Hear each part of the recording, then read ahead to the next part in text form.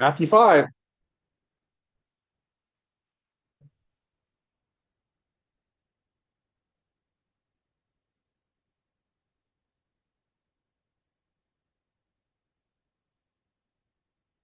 In starting 21 here this morning, as we look at murder, but as just kind of a recap before we got to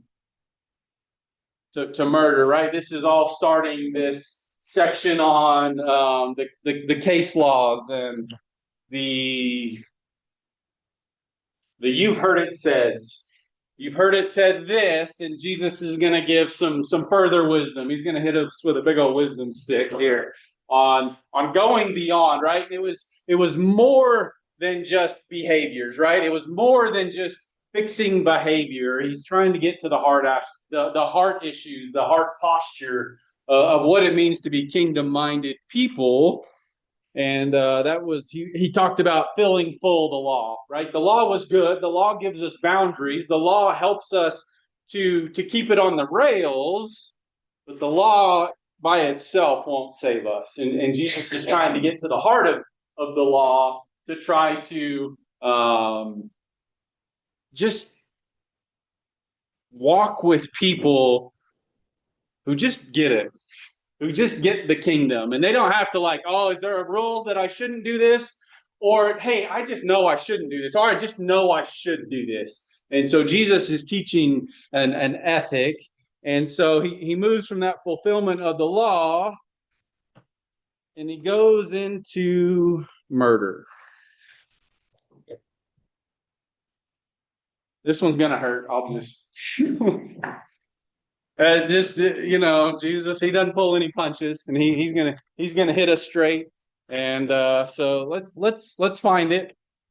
I'm actually gonna read this first part because I want to read it in the NASB because I think it kind of hits on some on some of the language that really helps it. I got it on the screen. You read along in your Bibles. I'm reading out of the NASB, and so we're gonna go Matthew 5:21. It says, "You have heard that the ancients were told, 'You shall not commit murder, and whoever commits murder shall be liable to the court.' But I say to you that everyone who is angry with his brother shall be guilty before the court. And whoever says to his brother, 'You good for nothing,' shall be guilty before the Supreme Court. And whoever says, 'You fool,' shall be guilty enough to go into the fiery hell. Therefore, if you are presenting your offering at the altar, and there remember that your brother has something against you, leave your offering there before the altar and go. First be reconciled to your brother, and then come and present your offering. Make friends quickly with your opponent at law while you are with him on the way, so that your opponent may not hand you over to the judge, and the judge to the officer, and you be thrown into prison. Truly, I say to you, you will not come out of there until you have paid up the last sin." Wow. So we have this three-part sequence. He goes into the law, right? Where do we find that law? Do not murder. Ten Commandments, right? Right. That's, kind of pretty important. Like, hey, try not to end anyone's life. And in fact, I'm going to make a command about it, right? Thou shalt not murder. Is Jesus negating that? Is he saying, "Oh, I'm saying it's okay now"? It seems like he's doing a lot more to it. Yeah. The commandment's the skeleton, and now he's adding. Yeah. Okay. Yeah. Exactly. So there's this commandment, and then he gives these two little parables after that, and so we're going to kind of dig into these as we see how the parables, and we have to see this in light of what it is. The parables relate directly to 21 and 22 about Jesus explaining this law.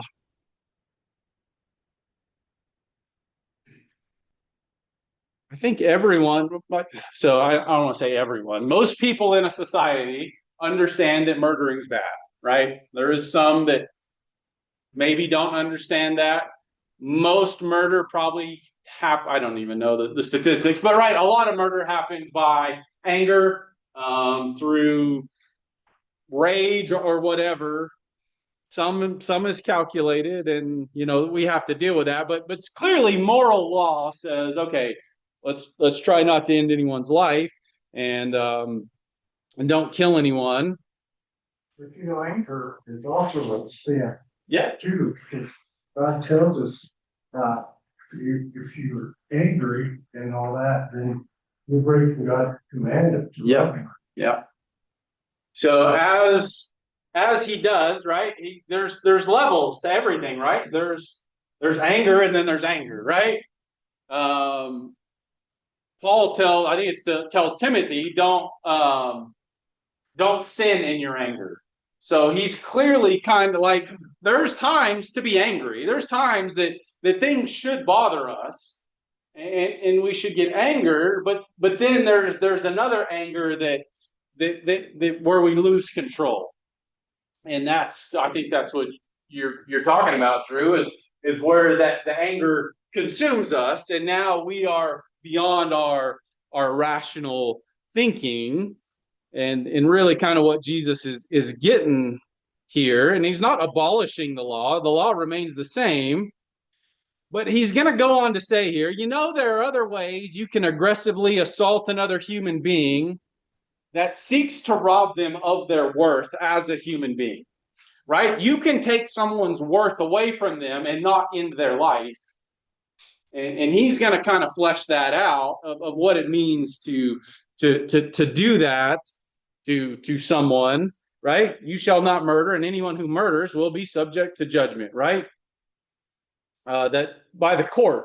And that's what whoever commits murder shall be liable to the court. So I think we can think of this kind of local court, district court, municipal court, maybe.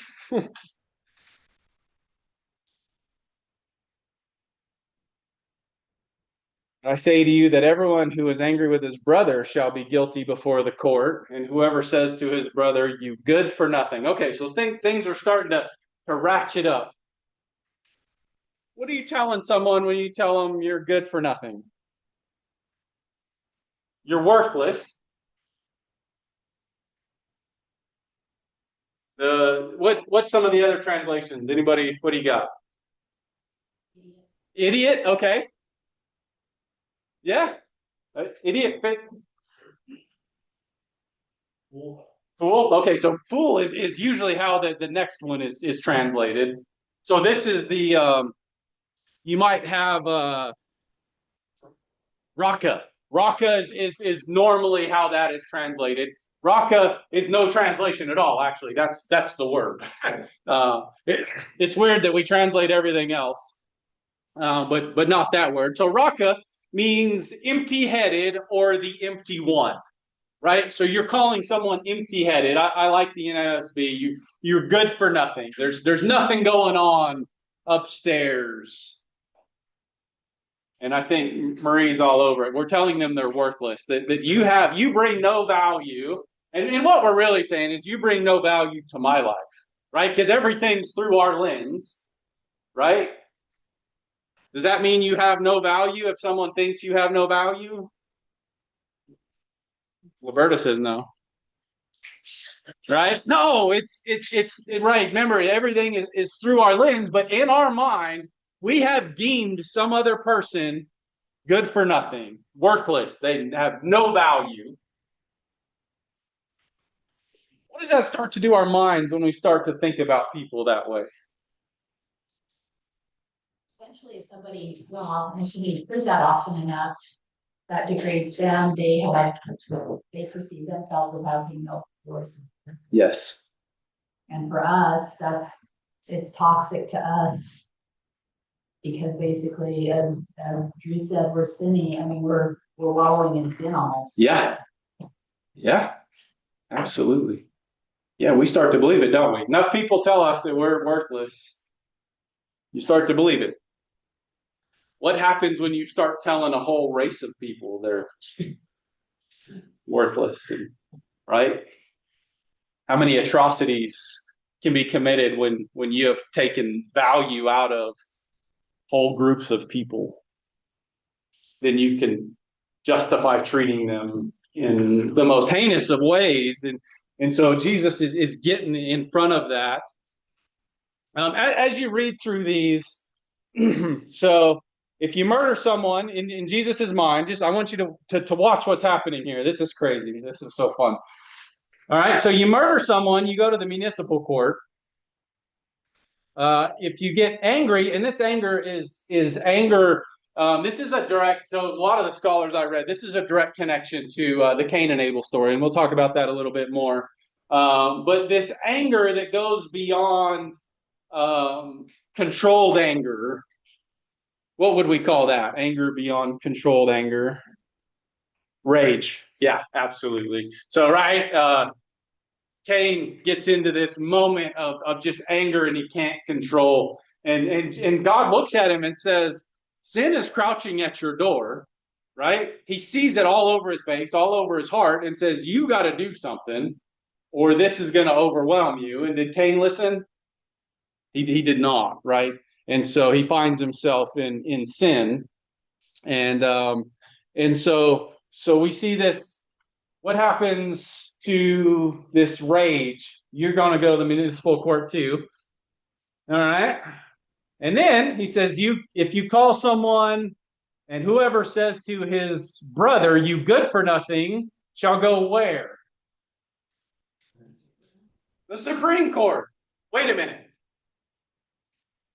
You go to the lower court when you murder someone or you fly off the handle in a rage and you call someone good for nothing and you go to the Supreme Court? What's Jesus doing?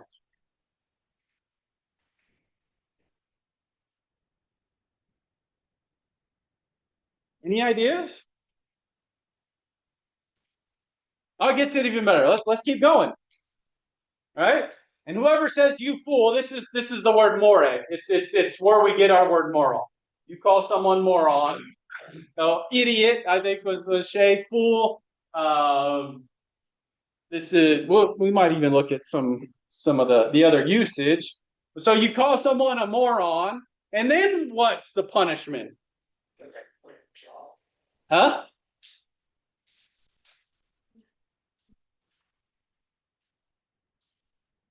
Is the action in our minds going less to greatest or greatest to least? From murder to calling someone empty-headed good for nothing to calling them a moron. Like, what court would think that is an escalating crime? And yet, look at what Jesus is saying here. What's Jesus? And so this makes us question, Jesus, what are you doing? What do you think? I need some thoughts.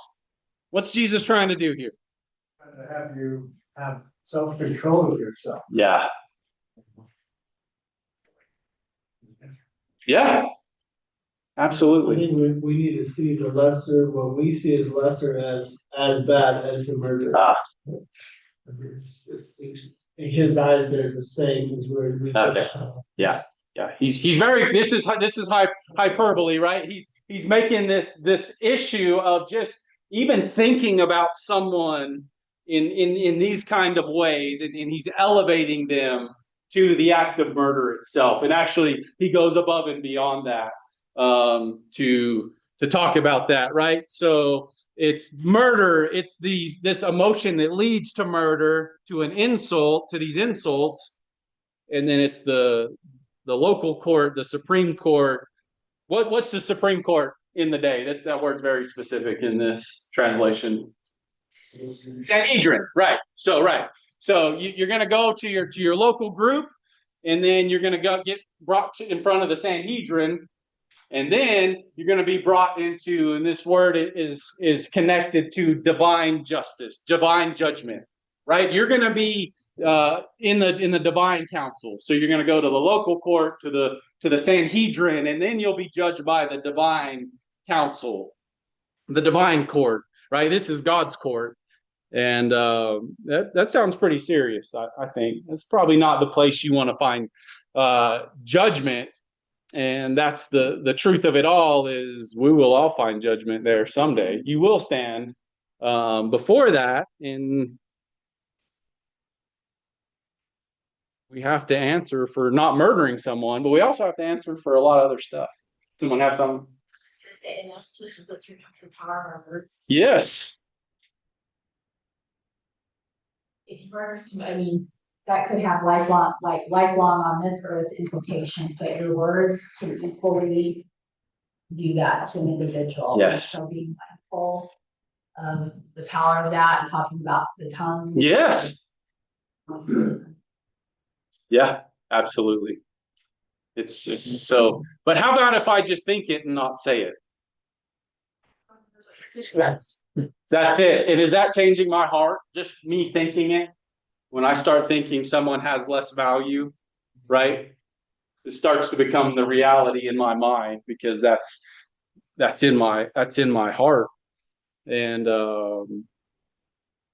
yeah, it just, this unbridled emotion that leads to murder, and then to calling someone names. And would any court find you guilty for calling someone a moron?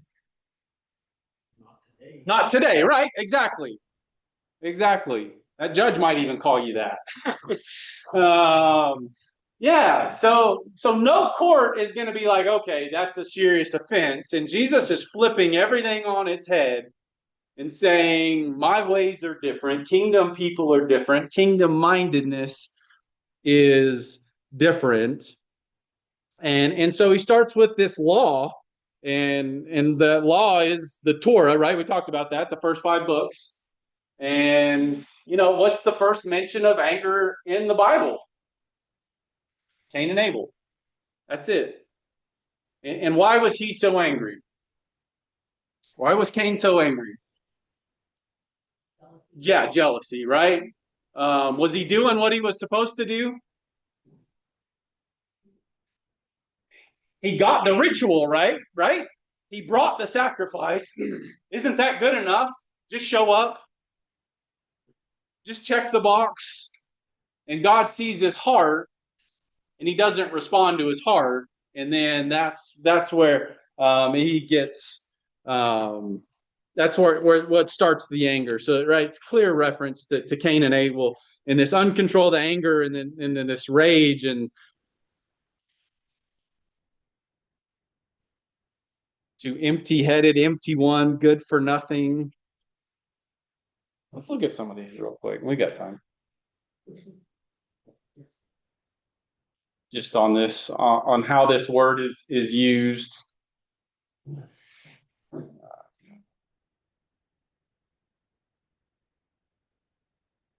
me things open.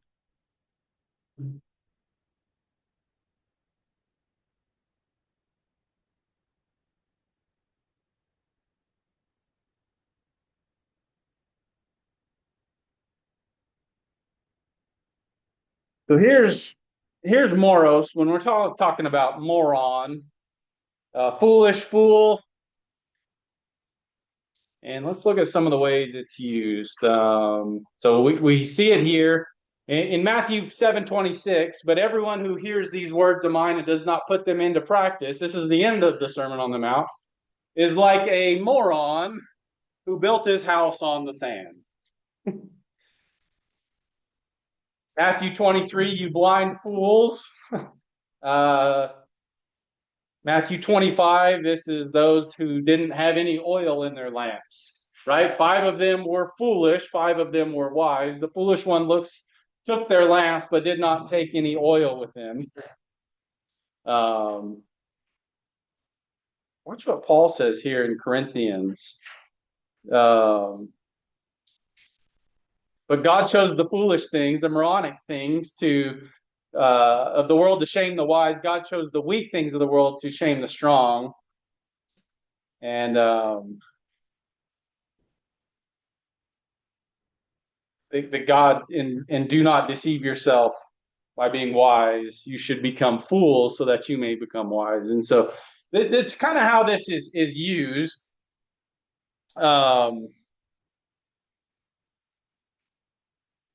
and what it means to think about someone, and it all has to do with, is Jesus making, let me ask you this, is Jesus making more laws? No. Like he just told us a whole lot of more stuff we shouldn't do. Are these laws? More laws? More to follow? No, it just provides what the law is. Correct. Correct. A lot of people read these in as we get into divorce and oaths, and a lot of people, oh, Jesus said this, so we need more laws. And Jesus is saying, no, I'm trying to teach you a way of life, not just more boxes to check. And what that means, he's after the greater ethic here. And with a word or a thought, he sees that we can devalue a person so much that we can essentially, in our minds, we can take their life from them. Now they're still living and breathing and walking, but in our minds, we have killed them because we believe they have zero value. And does Jesus think that there's anyone that has zero value? Absolutely not, right?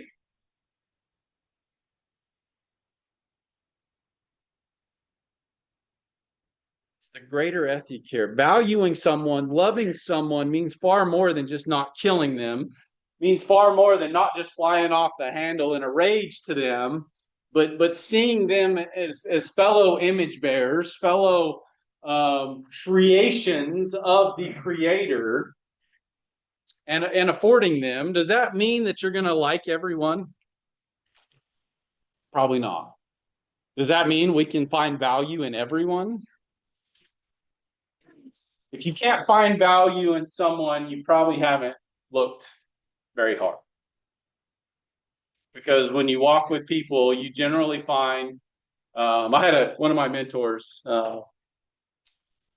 always had the phrase, it's hard to hate up close. It's easy to hate at a distance, right? Those people. But once you start getting to know someone, it gets real hard to hate them because you start to know their story. Even the things that bother you about them, maybe you find out kind of why that is like that. And you start to change the way you think. Go ahead, Drew. You know, when I was working at Burl, and I had this boss, who worked for this company, and he had about to get, Mm-hmm. man, I did not like that guy. Uh-huh. I mean, he'd tell me to do all these things, well, I'd do them, and I'd do it quicker than he'd want me to, and all that. And over a few months and that, all of a sudden, we're best friends. What worked out to where he turned out to be a good boss, and I even turned out to be a better employer. Wow. That clash in first. Yeah. We both understood each other, stood our ground, but we worked together. Right. Where we come in. Amazing how that works, huh? Good friends. Yeah. Yeah. Yeah, it's easy to hold someone at bay and call them names or think about them.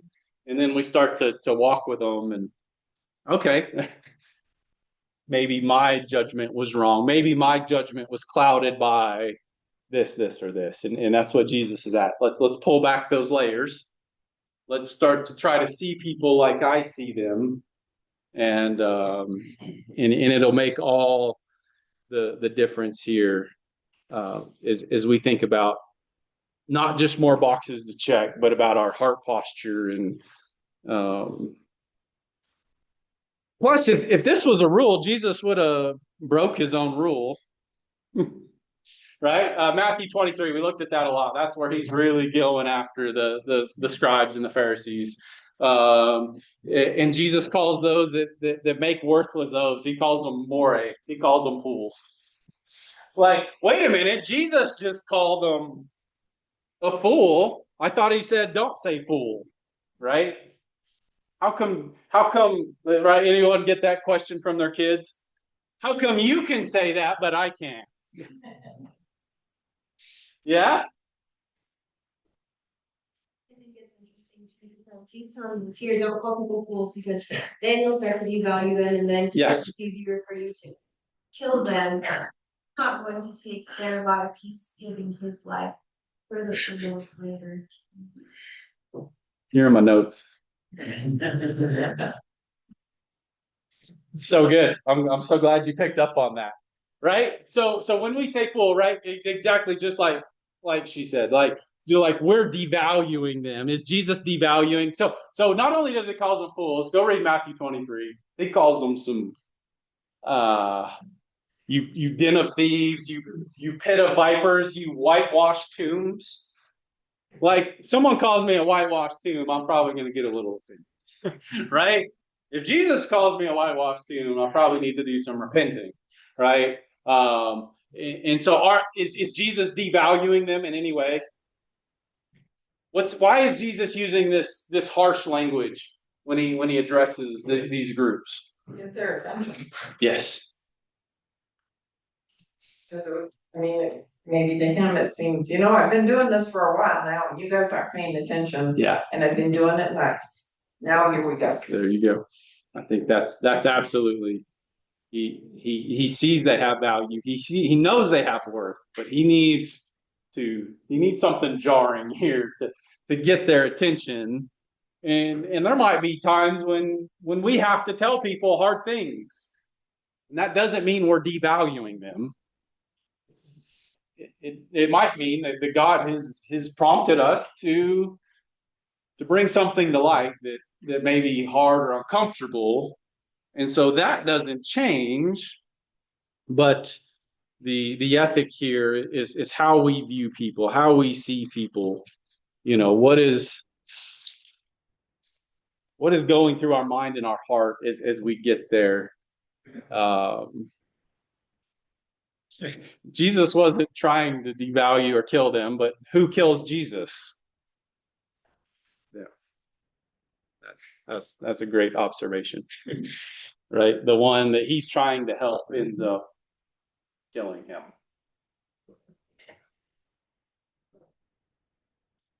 The Dallas Willard's book, Divine Conspiracy, he kind of opened my eyes to something going on here. And he lists this as contempt for someone. He says, what is happening in our hearts is contempt when we start thinking of people in these ways. We start thinking that they have nothing to benefit me. They have nothing to offer my life. And maybe they have nothing to even offer our society. Maybe they should just go away. Because it would be easier for me. And honestly, we could be in no real danger of murdering someone. We can be in no real danger of even getting super angry with someone, and yet we still have the ability to devalue someone in such a way that slowly kills them.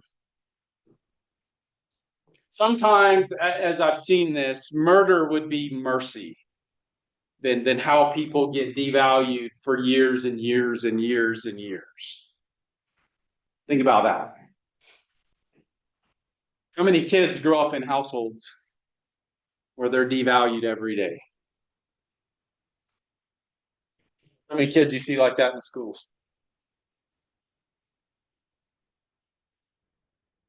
It's hard, right? Jesus is saying, let's be different. Let's think about people different. Let's do things different. And what are they in danger of? This is good. We take a little rabbit trail here, but those that call someone a fool, what are they in danger of?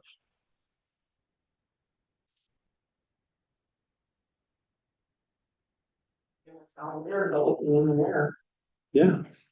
He says a fiery hell, and we gotta unpack this word because this word has a lot of baggage. Where do we get our general pictures of hell from? When that picture that comes into your mind when you think of a hell, what is it? Huh? There you go. That's what comes into my mind, right? It's these epic poems of Dante and traveling these rings and these pictures of darkness. Does Jesus know anything about Dante or his poem? No. Anyone else got a different translation than hell? In the Bible, when I'm reading that, it describes it right there, and you can just imagine. Yeah. So what that word fiery hell is Gehenna. Anyone know what Gehenna means?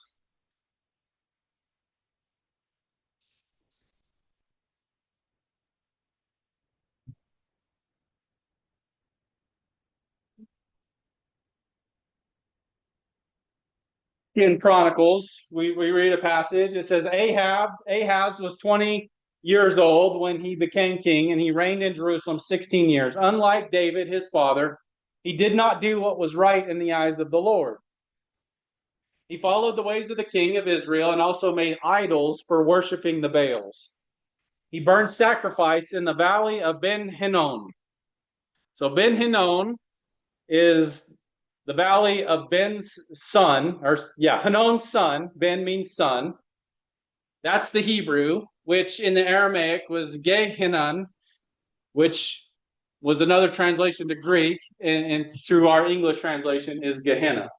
So Gehenna is a very real place. Actually, Gehenna is a place you can go visit today, right? You can go to this region, and you can go visit Gehenna. Gehenna is a very specific place.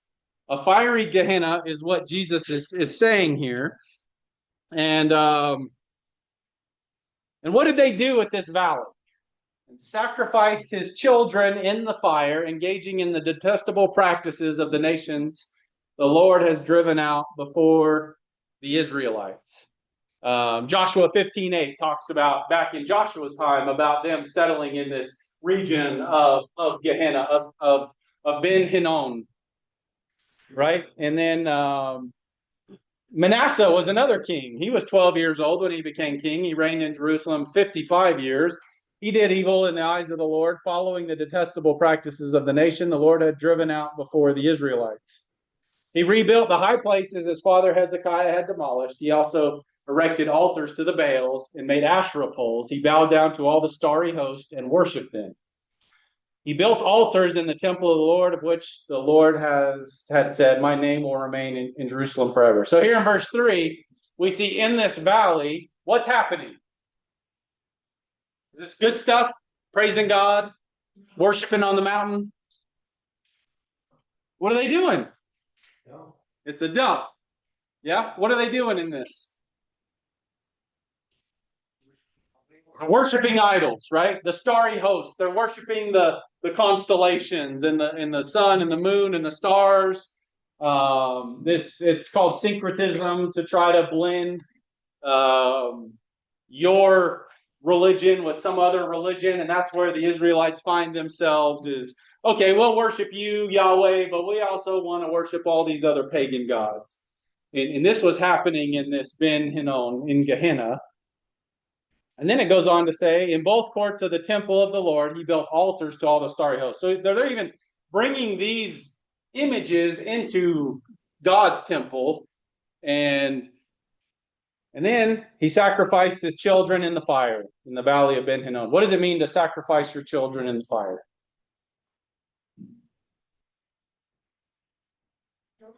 Yeah. I mean, it kills them.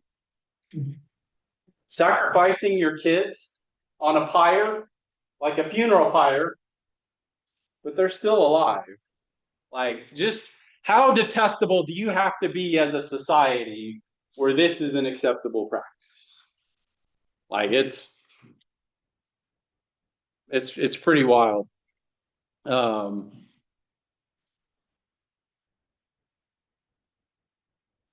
Jeremiah, I won't read all of these, but Jeremiah calls it the valley of slaughter. Jeremiah really, if you go read Jeremiah 7, Jeremiah 19, he really rails against this practice. Like how, like they have set up their detestable idols in their house that bear my name and have defiled it.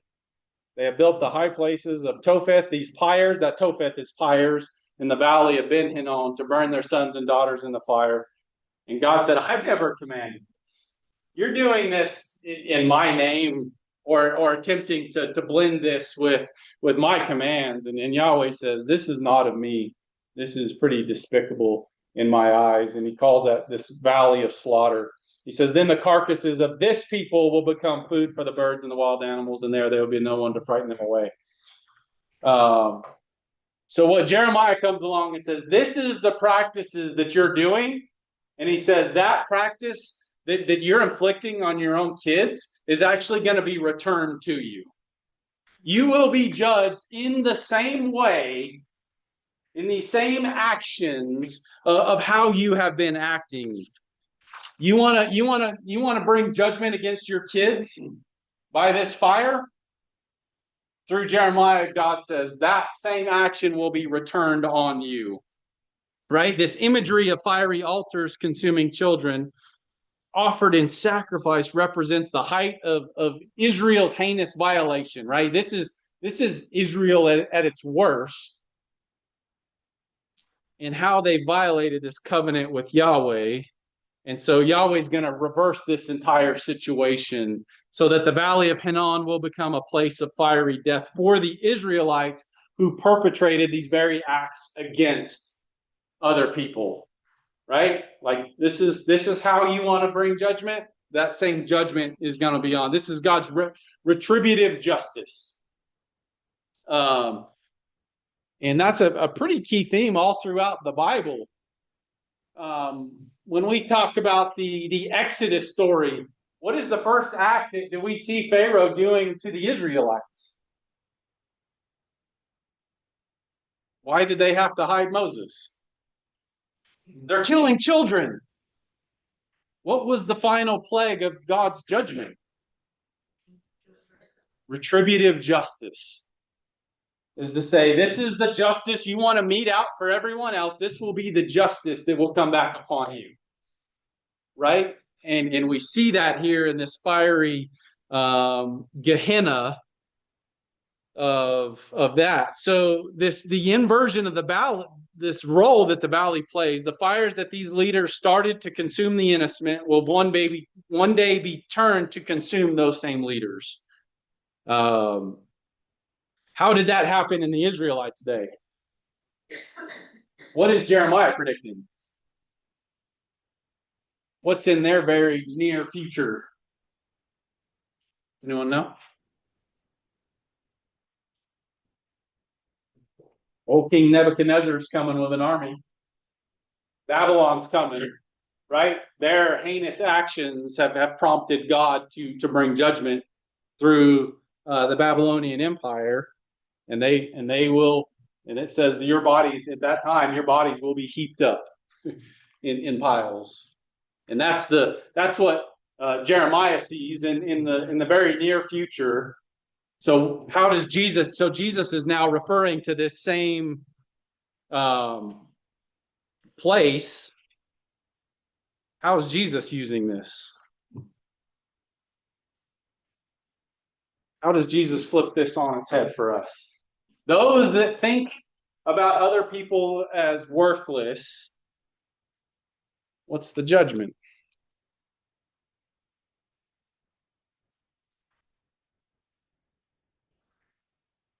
Measure for measure, if it's retributive justice, for me to think about someone as worthless, what if God thought that I was worthless? What if God thought that I had no more value? It really does bring about times where we will answer for we will answer for the way we treat people. We will answer for the way we think about people and talk about people. And really this is what Jesus is getting at. The way we operate, the way we think, the way we act matters. And it's not just about not breaking the laws, it's just who we are as people. Does any of that we just talked about have anything to do with Dante's layers of hell? It doesn't. Right? Those are obviously, that's much later depictions of hell and in Dante's Inferno and the other pictures of hell we have, but it's just a place where the things that we've decided to do gets returned back upon us. And hopefully we get to a place where the things that we have done is put back upon us in a good way, right? All the times we help people, all the times we brought value to someone, not removed value from someone. The times when we've encouraged and built others up, right? That's what we wanted added to us when we have to make that call. And that's what Jesus is getting at here. It's that ultimate moment of divine justice that's coming, and he says it's coming. And then we'll just finish up these quick parables real quick. Therefore, if you are offering your gift at the altar and there remember that your brother or sister has something against you, leave your gift there in front of the altar. First go and be reconciled to them, then come and offer your gift. So what is someone doing at this moment? What does it mean to offer a gift at the altar? You're worshiping. Why are they doing this? Okay. Yeah, atonement. But why do they have to do this? You read in Leviticus, Exodus, this is a law, right? This is part of the sin offering, right? You go, and in this ritual, this is very serious. Like when you're making the sin offering, when you're making these atonement offerings, this is a very important ritual. Like, we don't have all this kind of laws, but I was trying to relate it to something that would be very important. Like, hey, maybe marriage. Like, hey, on your wedding day, right? You're getting to your wedding venue and you remember something. Like, hey, go leave and go take care of that. How do you think your spouse is going to feel about that at the moment? Or maybe through an ordination ceremony, just these things, these great things, and you're like, no, I got to leave. And everyone around you would say, no, just take care of that later. And Jesus is saying, no. If you want to be in covenant with me, if you want to be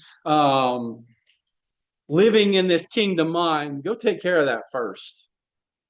And then I will accept your gift.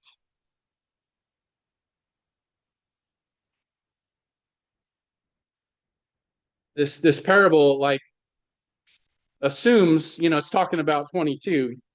Maybe you thought of someone as worthless or devalued someone, and God brings that to your mind. He says, no, now go take care of that. Go make amends for that. And then come and we can, is Jesus more concerned with the offering or with the heart here? The heart. It's just over and over, right? And this parable is absolutely, it's connecting the Cain and Abel story. What are they doing? The Cain and Abel, they're bringing offerings. And one offering is sincere, with heart. One offering is not. The one that's not leads to thoughts, which leads to rage, which leads to murder. And it all started with bringing gifts to the altar that weren't worthy of God's. It wasn't brought in the right heart posture, and it all snowballs and escalates into the story we know of Cain and Abel.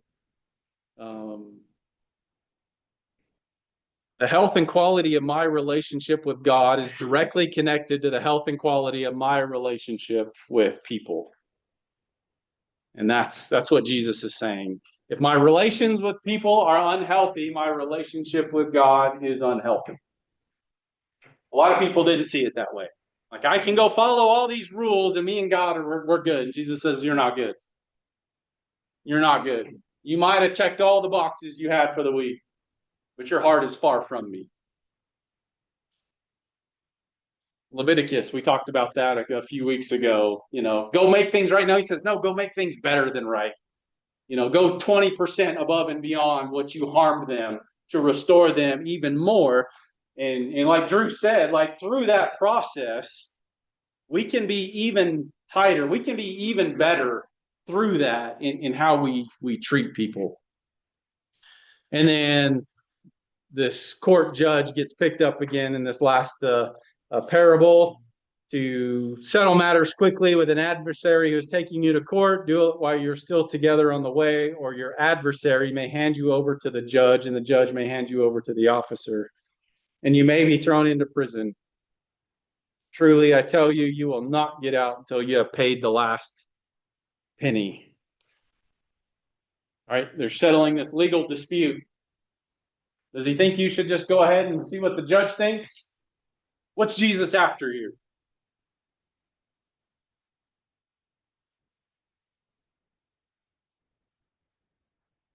You should have somebody tell you what's right and wrong. Ah, you're all over it.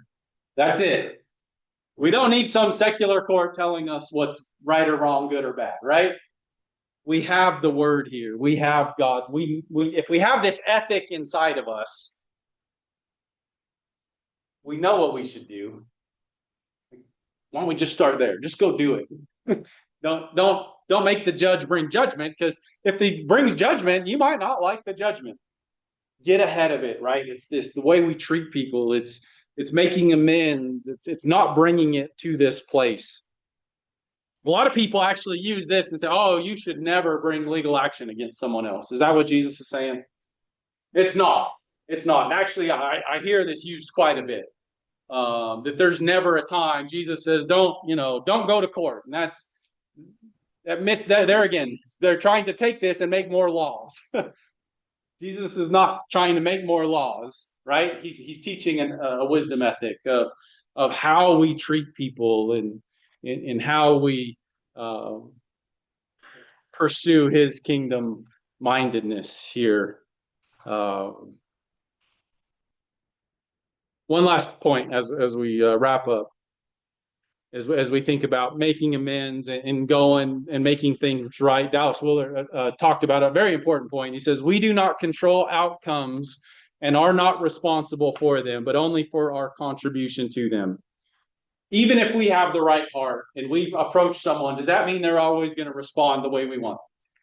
Does that mean they're going to respond the way God would want them? It doesn't. We cannot control that. At the end of the day, though, Jesus is saying that we have to know that we were doing our best effort to make this right. That reconciliation was in our heart. But he also understands we don't control them. We don't have some Jedi mind trick to make them just accept it and reconcile and everything's great. And I talk with a lot of people where that's the case. We can do our part. We can't control someone else. They have that free will. They have agency. They have to choose the right. And hopefully they do choose the right. And hopefully we're persistent in it and have a heart for reconciliation. But outcomes are not within our control. We'll leave that to God. We'll leave that to the other person. All we can do is our best. I hope that comes through. Any other thoughts before we close?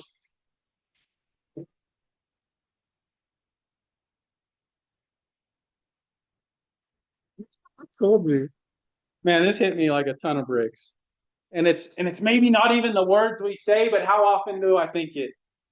Like, oh, that good for nothing. What's he doing? So-and-so. That's so-and-so, right? To so devalue them, we don't even want to give them a name. Yeah. Starts with our minds, though.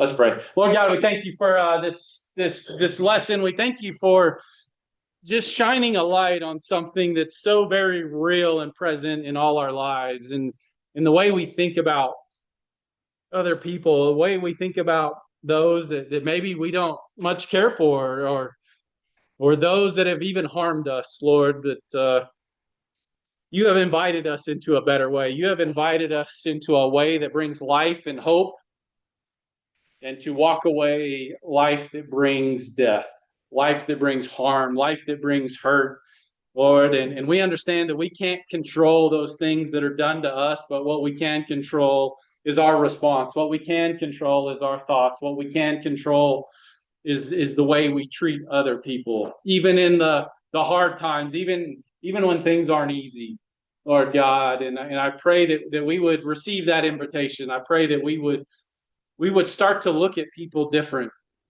think about people different. When those thoughts come into our mind, that we would take captive those thoughts and try to understand what's at the root of those, that we would start seeing people as you see them, Lord. That's our prayer here today. I pray that we would walk out of here and throughout this week with that on our minds and hearts.